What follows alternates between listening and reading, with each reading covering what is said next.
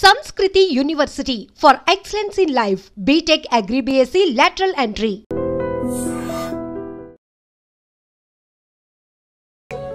Hi hello welcome to I dreams. నేను మీ Kajal. Village వంటలు కార్యక్రమానికి స్వాగతం సుస్వాగతం. సో ఈ రోజు మళ్ళీ మనం ఫామ్ హౌస్కి వచ్చేసామన్నమాట. సో బత్తుల ప్రసాద్ గారు మనకు ఈ రోజు ఎలాంటి వంటకాన్ని పరిచయం చేయబోతున్నారో వెళ్ళి తెలుసుకుందాం రండి. నమస్తే ప్రసాద్ గారు. నమస్తే కాజల్ గారు. ఎలా ఉన్నారు? Full happy. సో ఈరోజు ఏంటి? ఈరోజు కూడా ఒక ఆకుకూర. ఆకుకూర మూడు రకాల ఆకుకూరలు అనమాట. మూడు రకాల ఆకుకూర. దీన్ని ఇట్స్ కాల్డ్ పుల్లకూర. ఇంగ్లీష్ మాట్లాడేటప్పుడు భయపడకండి. పుల్లకూర. ఎందుకు పుల్లకూర? పుల్లగుంటది కాబట్టి. పుల్లకూర యాక్చువల్గా అంటే పుల్లకూర అంటే ఒక్కొక్క ప్రాంతంలో దాన్ని ఒక్కొక్క విధంగా పిలుచుకుంటారు అనమాట. పుల్లగూర అంటే కొంత గోంగూర వేసిన దాన్ని పుల్లగూర అంటారు. పుల్లగున్న ప్రతిదాన్ని పుల్లగూర అంటారు. మా ప్రాంతంలో నాకు తెలిసి దీన్నే పుల్లగూర అని అనుకుంటాను అనమాట. ఎందుకంటే ఇది చూపిస్తామండి మీకు. ఇది చుక్కకూర.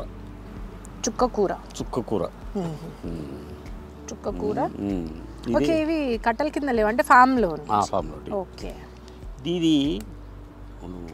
దీనికి డబుల్ మీనింగ్ వస్తుంది. ఎట్లా చెప్పాలబ్బా? తోటకూర చెప్పండి. తోటకూర దీని పేరు. కట్ చేస్తే తోటకూర అని. నాకు తెలిసి మీరు ఈ రోజు ఆ కర్రీ చేస్తున్నందుకే నేను మీ తోటకు వచ్చాను. సరిపోయింది కదా? ఇట్లా తీసుకుంటే చాలా ఆరోగ్యకరంగా ఆనందకరంగా ఉంటుంది. అంతే కదా? ఏదో డబుల్ మీనింగ్. మనం పాజిటివ్ గా తీసుకుంటే పాజిటివ్ గా వస్తుంది, నెగిటివ్ తీసుకుంటే నెగిటివ్ గా వస్తుంది. ఇది తోటకూర, చుక్కకూర. ఇదేమో చింత చిగురు. ఓకే. ఈ చింత చిగురు ఈ రెండు కూరలైనా కూడా ఈ కూర పేరే వస్తుంది. పుల్లగా ఉంటుంది కాబట్టి డామినేట్ చేస్తుంది. ఇది ఎక్కడైనా కూడా ఎవరు డామినేట్ చేస్తే ప్రపంచంలో. ముందు పోపు వేసుకోవాలన్నమాట. ఓకే. పోపు వేసుకొని మామూలుగా ఏం చేస్తారంటే వండిన తర్వాత పోపేస్తారు. అవును, బేసిక్ గా అయితే వండిన తర్వాత లాస్ట్ లో పోపేస్తాం. మనం ముందే పోపేస్తాం. ఓకే. సో yes, తగినంత నూనె. పుల్లకూర, ఒక చిన్న ఉల్లిపాయ,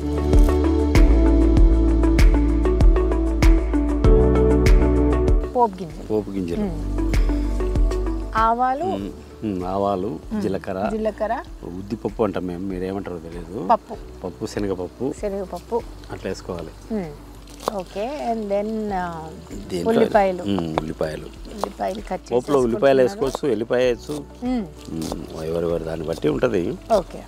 మనమైతే ఇట్లా ఉల్లిపాయతో సరిపెడుతున్నాం అన్నమాట.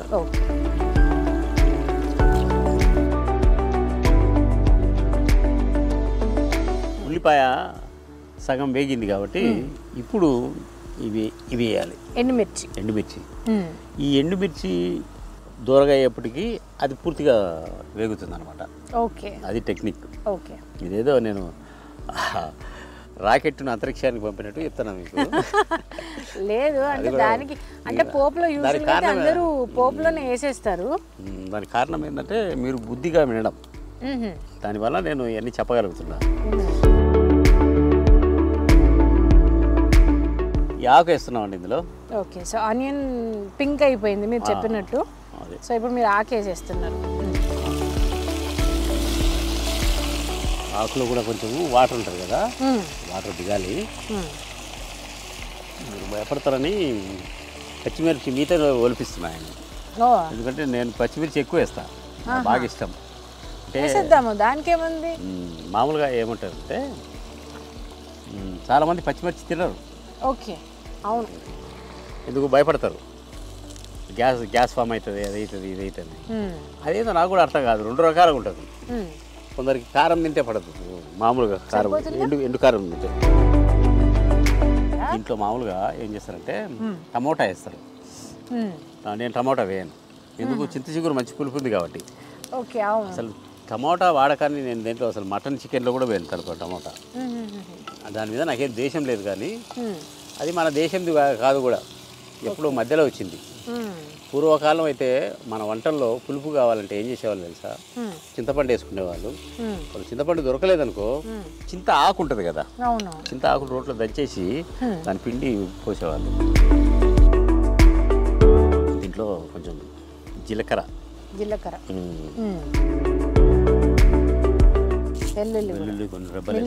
మెల్లిమెల్లిగా ఒక్కొక్కటి తీస్తూనే ఉన్నారు. తీయాలి వేయాలి.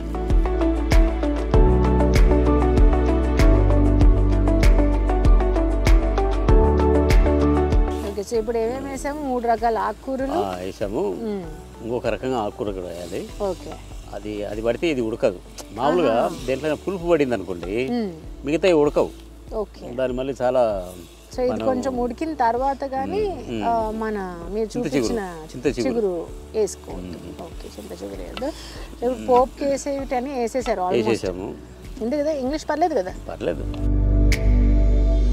తెలుగు రాని వాళ్ళు కూడా ఇంగ్లీష్ మాట్లాడుతున్నారు. తెలుగు అంతే అంటారా? ఏదో మేనేజ్ చేస్తున్నామండి.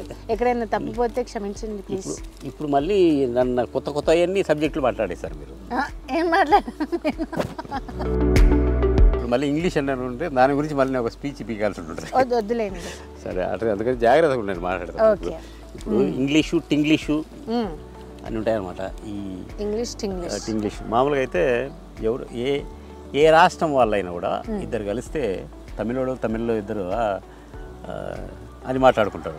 కన్నడ వాళ్ళ చందగీత అని అదొకటి వస్తుంది నాకు, కన్నడ అని వాళ్ళే మాట్లాడుకుంటారు. ఇంకా ఆ భాషవాడు ఈ భాషవాడు మాట్లాడుకుంటారు. మన తెలుగు వాళ్ళు ఇద్దరు కలిస్తే హలో హౌ ఆర్ యూ అనుకుంటారు, బాగున్నావా అనుకుంటారు. అట్లా కాబట్టి మనకు ఇంగ్లీష్ ఖచ్చితమే కాబట్టి తప్పదు కొన్ని చూసారా. వచ్చిన తర్వాత మనం మాత్రం బాగున్నారా అని మాట్లాడుకున్నాం. ఇది మంచి అంటే పద్ధతి. అప్పుడప్పుడు ఏముంటుంది, టైం ప్రభావం కూడా ఉంటుంది. అలా అంటారా? ఎండకు వచ్చి మీరు మళ్ళీ ఇంగ్లీష్లో మాట్లాడితే నేనేమంటాను అని అలా ఏం లేదు, నాకు అలవాటు. హాయ్ హౌ ఆర్ యూ, ఇదేంటి అసలు రాదు కూడా, నాకైతే అలవాటు. నేను సినిమా జర్నలిస్ట్గా కూడా నేనేం చేసేవాడిని, అందరికీ పేరుకు ముందు అవి ఉంటాయి కదా ఇంగ్లీష్లో, అసలు న్యూస్ రాసే విధానమే కొత్త ఇంగ్లీష్ పదాలు తగిలిచ్చి రాస్తారు. నేనేం లేదు, నాకు తెలిసిన తెలుగులో చక్కటి తెలుగులో రాస్తాను నేను, అంత పర్ఫెక్ట్గా ఉంటా. ఇప్పుడు మిగతా ఏం పర్లేదులే కానీ కొంచెం నీళ్ళు పోస్తాను. మూత పెట్టుకుందాం. ఓకే, కొంచెం మగ్గాలి. మనం మర్చిపోయాం కానీ దీంట్లో కొంచెం పసుపు కూడా పడాలి.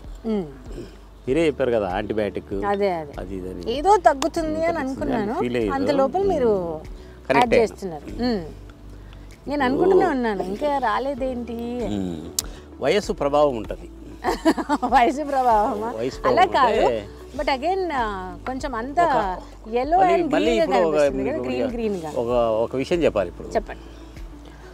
ఒక్కొక్క దశలో మనిషిలో శక్తి ఒక్కొక్క చోట ఉంటుందంట. చిన్నప్పుడు ఏమో మోకాళ్ళలో డిగ్ అని మళ్ళీ ఉరుకుతాం, మళ్ళీ చేస్తాం. ఒక వయసు వచ్చిన తర్వాత ఇక్కడికి వస్తుందంట ఆ శక్తి. అక్కడికి వచ్చి అప్పుడు బత్తుల ప్రసాద్ చాలా మంచోడు అదే అంటే అట్లా ఫీలింగ్.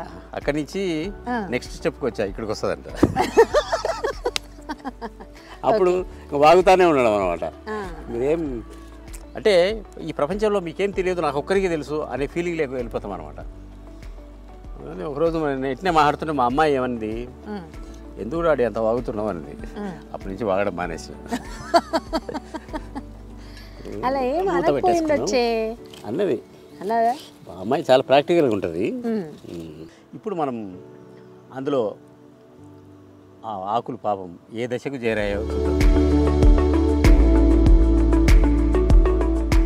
కలర్ ఎంత బాగుంది, కలర్ఫుల్గా yellow green. సో దీంట్లో మీరు కారం వేయలేదు కదా? పచ్చిమిరపకాయలు వేసాం కదా. ఓకే, పచ్చిమిరపకాయ మెత్తపడాలి, మనకు అట్నే కనిపిస్తూ ఉంది అది.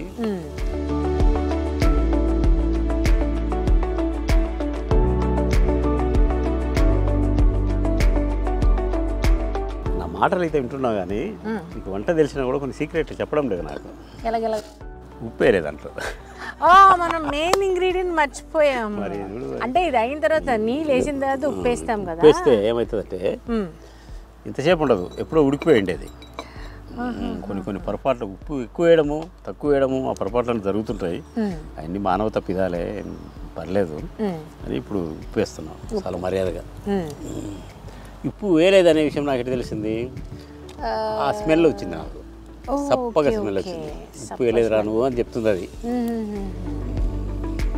కాబట్టి ఉప్పేసి నీళ్ళు వాటర్ వేసి అట్ట పెట్టేద్దాం. ఇంకా చివరి మజిలీ ఇలాగా చింత చిగురు వేసుకోవాలి. చింత చిగురు వేసుకొని ఒక 2 నిమిషాలు పెడితే ఈ వంట కూడా పూర్తి. తీస్తున్నా మూత. చెప్పు, ఏదో మీరు అన్నారు ఆగిపోయారు. మీరు చెప్పడం అది కరెక్ట్ అవ్వకపోవడం గురువు గారు, ఎంత పెద్ద మాట. అంతేంటారా?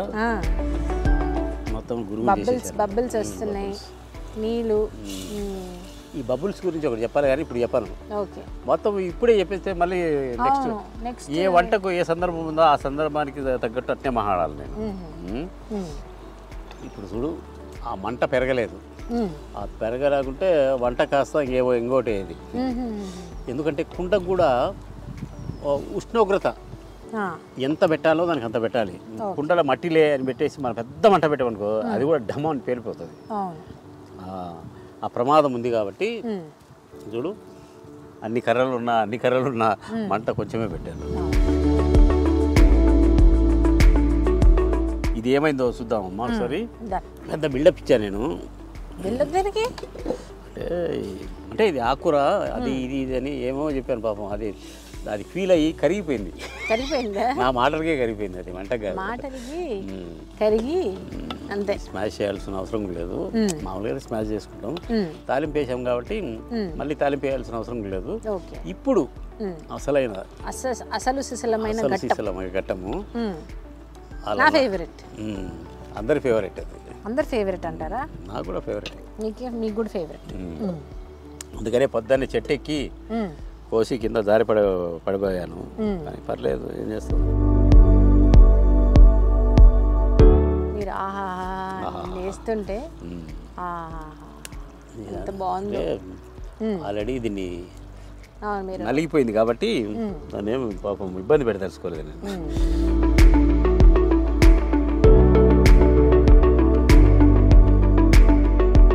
లాస్ట్ రౌండ్ మనం చింత చిగురు వేసాం కదా, కొంచెం నీళ్లు పోసుకొని, ఇప్పుడు మామూలుగా అయితే పప్పు గుత్తితో దాన్ని స్మాష్ చేస్తాం. మేము ఎనపడమంటారు, మీరు స్మాష్ చేయడం. మళ్ళీ కొన్ని వాటర్ పోసుకొని దాన్ని మూత పెట్టేసి మంట పెట్టకూడదు. ఇప్పుడు ఏదైతే నిప్పు ఉందో ఆ నిప్పు ఆరిపోయే లోపల వేడికే ఇది आता है, मेरे को भी आता है, इधर तक आता है. तेरे को अरोमा आता है, मेरे को खुशबू आता है, मेरे को माइंड जाता है. मैं कुंडा ओपन करता है. अम्मो लोग फील होता है. मना मिला माట్లాడता है, लोग फील होता है. कुछ नहीं होता है, वो एंजॉय करता है. మీరు మూత తీస్తా है? తీస్తా है.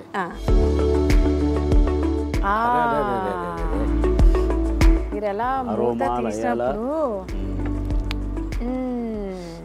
పుల్లగా ఆ సువాసన. దీన్నైతే మామూలుగా పప్పు గుత్తి తీసుకొని దాన్ని రుబ్బాలి. ఎనపడ, మేమైతే కడప జిల్లా వాళ్ళం కాబట్టి ఎనపడం అంటాం. పప్పు ఎనపడం, ఇవన్నీ ఎనపడం అది అవసరం లేదు, ఎందుకంటే కరిగిపోయింది. పచ్చిమిరపకాయ కరగదులే కానీ ఎట్లా తినేటప్పుడు పచ్చిమిరపకాయ పక్కా తీసి తింటారు కాబట్టి నో ప్రాబ్లం. కానీ ఇక్కడ పచ్చిమిరపకాయ అసలు కనిపించట్లేదు కదా, కనపడదు. తీసి పక్క పెట్టాలి. చల్ మై ఆతు అది కదా, అదిరా దియ్యా నాకేనాది మీకే ఏంటో మీరు అలా పట్టుకున్నారు. మరి మీరు తినేటట్టు ఇబ్బంది పెట్టకూడదని దాని శాంతం అని చెప్తున్నా. శాంతపడు, వేడి అయితే అమ్మాయి చేయి కాజల్ మామూలుగా తెల్లగుంది, నాకు మింద పైన కూడా నేను నల్లగానే ఉండా కాబట్టి నలుపు కనపడదు. నీకైతే ఇబ్బంది కదా, పట్టు. సో వేడి పుల్లకూర. Okay, ready. చూద్దాము. నువ్వు చూడు, కళ్ళు మూసుకుంటా. నేను చూద్దాము అంటున్నాను మన వ్యూవర్స్కి. ఓకే, నేను టేస్ట్ చేయడానికి రెడీగా ఉన్నాను.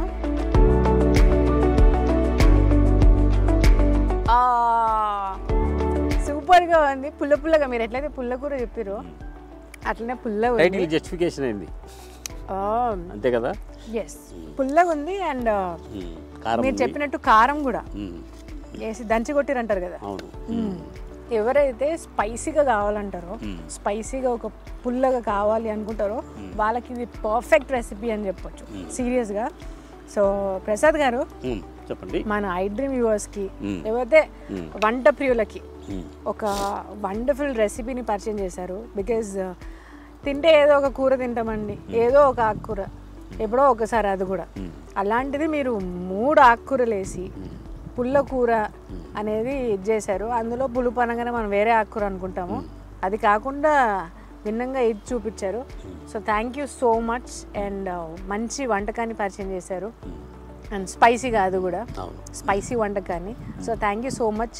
నెక్స్ట్ ఎపిసోడ్లో ఇంకా ఎలాంటి రెసిపీని పరిచయం చేస్తున్నారని మళ్ళీ ఇంకా నేను ఒక ఆతృత అంటారా, ఆతృతతో మళ్ళీ నెక్స్ట్ ఎపిసోడ్కి వెళ్ళిపోదాము. So thank you so much అండి. మీకు కూడా చాలా థ్యాంక్స్ నా కూర మెచ్చుకున్నందుకు. అంటే తిన్నమే కాదు, మెచ్చుకుంటే కినా ఈ చేసిన కష్టం అంతా పోతుంది. ఇంకో వంటకం చేయాలి, చేసి పెట్టాలి అది కోరిక కలుగుతుంది. మీకు కోరిక కలుగుతుంది అంటారా?